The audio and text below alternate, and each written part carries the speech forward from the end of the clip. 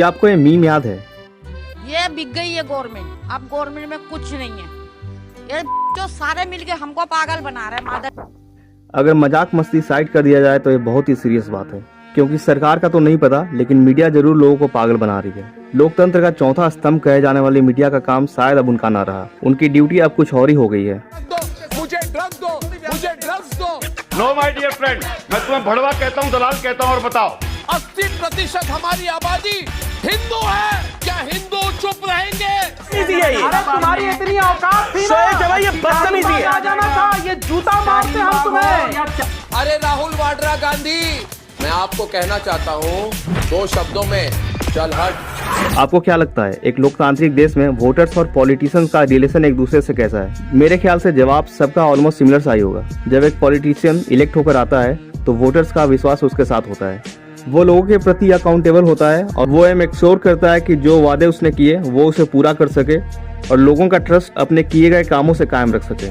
लेकिन क्या सच में ऐसा होता है, या वोटर्स की चॉइसेस अपनी असली रीजनल कैंडिडेट से हटकर किसी पार्टिकुलर पार्टी विशेष पर सिमट गई है?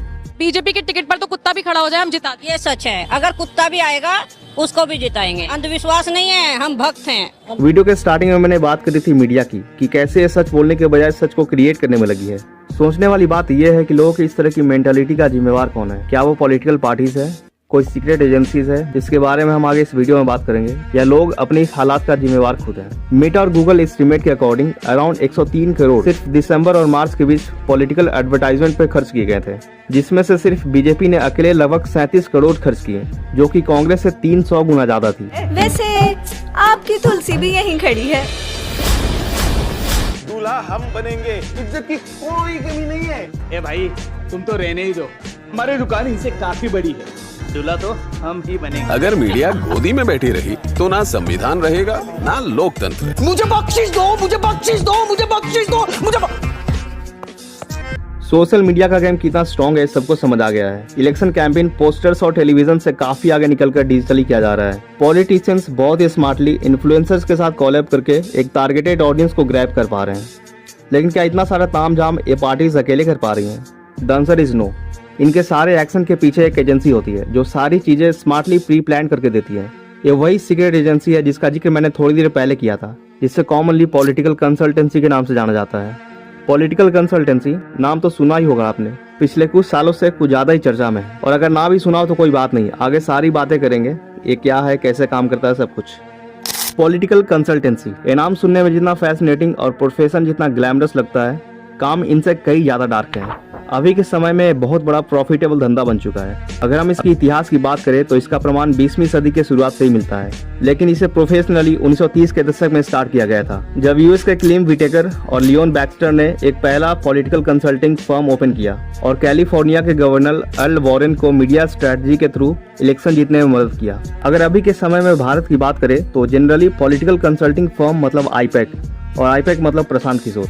वैसे कि आपको ये याद है, The NDA has won the election of 2014. BJP की इस ऐतिहासिक जीत में बहुत बड़ा कंट्रीब्यूशन आईपैक का रहा, और ये वही समय था जब आईपैक को एक नई ऊंचाई मिली और पॉलिटिकल कंसल्टेंसी को पॉलिटिकल इलेक्शन में एक विशेष किरदार। हम आईपैक के थ्रू समझते हैं कि ये पॉलिटिकल कंसल्टेंसी काम कैसे करता है। पॉलिटिकल कंसल्टेंसी का मेन ऑब्जेक्टिव होता है इलेक्शन में कैंडिडेट्स को जीत दिलवाना। इसमें सबसे ज्यादा जरूरी होता है डेटा कलेक्शन और वोटर बिहेवियर का एनालिसिस। लेकिन ये सब कैसे होता है, चलिए हम इस प्रोसेस को थोड़ा डिटेल में समझते हैं। सबसे पहला स्टेप होता है extensive data collection.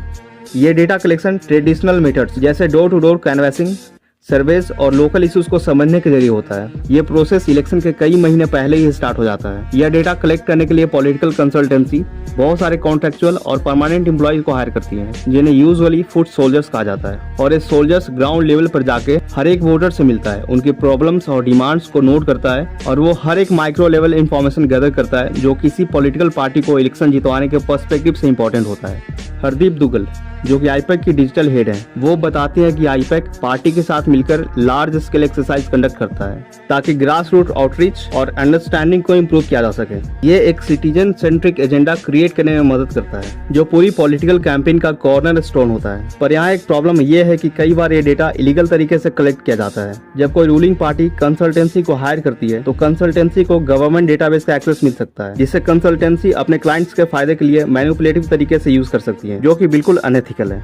Recent allegations के अकॉर्डिंग आंध्र प्रदेश के ओपोजिशन पार्टी ने क्लेम किया कि आईपैक के पास वोटर्स के पर्सनल डिटेल्स हैं, जो कि एलिजरली कॉन्वोल्यूटेड मेथड से कलेक्ट किए गए हैं। इस डेटा का मिसयूज भी होता है। Targeted advertising, personalize campaigning, misinformation campaigns के थ्रू वोटर्स को इन्फ्लुएंस किया जाता है। जैसा कि मैंने आपको बताया था कि एट द एंड ये सिर्फ एक बिजनेस है अपने अपने क्लाइंट्स को इलेक्शन जितवाने का एट एनी कॉस्ट, चाहे उन्हें कई बार मोरल और एथिकल वैल्यूज को कंप्रोमाइज ही क्यों न करना पड़े। और ये सच में डराने वाली चीज है, क्योंकि पॉलिटिकल कैंपेन्स में यूज किए जाने वाले बहुत सारे टैक्टिक्स और बातें एक आम वोटर से छुपाया जाता है। एक पॉलिटिशियंस अपने वोटर से सिर्फ वही प्रोमिसेस और इश्यूज पे बात करता है जो कि उसके लिए ज्योग्राफिकली और पॉलिटिकली इंपॉर्टेंट है इलेक्शन जीतने के लिए। और इन सारी चीजों के पीछे कंसल्टेंसी का हाथ होता है। बोल रहे हैं पर शक हमारे हैं। कहीं न कहीं ये सारी चीजें मिलकर शैडो पॉलिटिक्स का निर्माण करती है, जिसमें पॉलिटिकल कैंपेन्स का वो फेस तो दिख रहा होता है जो दिखाया जा रहा होता है, पर वो दूसरा फेस नहीं दिखता जो एक्चुअल में बैक एंड से सारा कंट्रोल कर रहा होता है। पॉलिटिकल कंसल्टेंसीज की टीम को डिफरेंट डिविजन्स में डिवाइड किया जाता है। Electoral campaigns and field operations, research and insights, data analytics and technology और डिजिटल कम्युनिकेशन एंड मीडिया।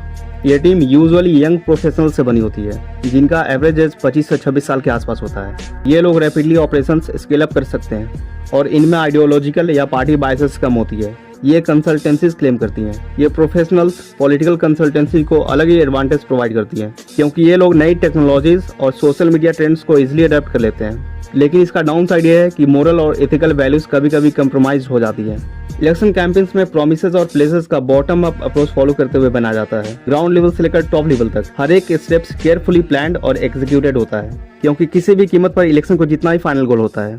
तो ये थी हमारी एक छोटी सी कोशिश ये समझाने की कि पॉलिटिकल कैंपेन्स के पीछे कंसल्टेंसीज कैसे काम करती है। तो अगली बार अगर कोई पॉलिटिशियन वोट मांगने आए कुछ ऐसे अनरियलिस्टिक प्रोमिसेस लेकर जो शायद ही संभव हो, तो थोड़ा संभल कर, क्योंकि बोल वो रहे होंगे लेकिन सब किसी और की होगी। यहाँ तक वीडियो देखने के लिए आपका बहुत बहुत धन्यवाद। मैं मनीष कुमार, मिलता हूँ आपसे अगले वीडियो में।